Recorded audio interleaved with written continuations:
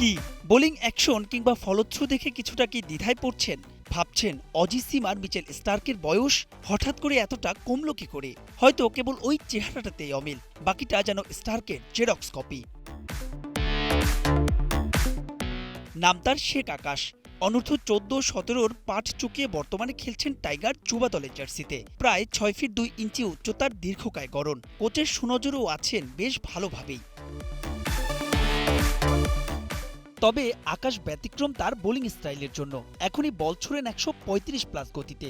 স্টার্ককে idol মানলেও চোখে তার লেপ্টে আছে নাহিদ রানাকে ছাড়িয়ে যাওয়ার স্বপ্ন। আমি মিচেল স্টার্ককে ছোট থেকে ফলো করি।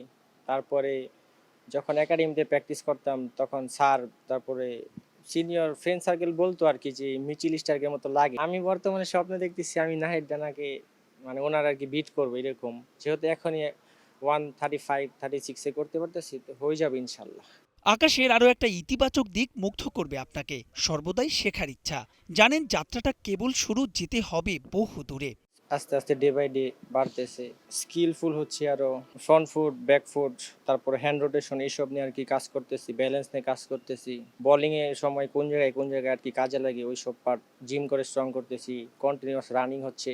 লোয়ার পার্টে যদি আপনি স্টেবল থাকতে পারেন তো 140+ বল করার কি ভালো, তারপরে ইনজুরি ফ্রি থাকা, এসব হবে আর কি। একটা চার্ট বানাই দিছে, তো ওই জায়গায় কোন জায়গায় উইক আছে, কোন জায়গায় স্ট্রং আছে, ওই জায়গায় পড়ি আর ওই জায়গায় আর কি জিম নিয়ে কাজ করতেছি ওইসব পয়েন্ট নিয়ে, যাতে ইনজুরি ফ্রি থাকতে পারি। যে গাছটা বড় হবে তাকে দেখে বোঝা যায় আসলে কত উপরে যাবে বা কত দূরে যেতে পারে। হাইটও খুব সুন্দর, সুইং করার অ্যাবিলিটি আছে। অবশ্যই আমরা আমাদের সবার প্রত্যেকটা ছেলেকে যেভাবে নজরে রাখতে হয়, আকাশও আমাদের ওরকম নজরে আছে, যাকে আমরা ভবিষ্যতের জন্য বাংলাদেশ টিমের জন্য তৈরি করতে পারি। এর আগেও বয়সভিত্তিক পর্যায়ে অনেকে প্রত্যাশার বেলুন ফুলালেও তা চুপসে গেছে দ্রুতই। সে মিথ ভেঙে যাক আকাশের ক্ষেত্রে। আকাশরা স্পর্শ করুক আকাশ। সামনেই এশিয়া কাপ, তার আগে আফগানিস্তানের বিপক্ষে দ্বিপাক্ষিক সিরিজ। যাত্রাটা হোক আরও smooth. Mahbub Rimon, star play, BKSP, Savar.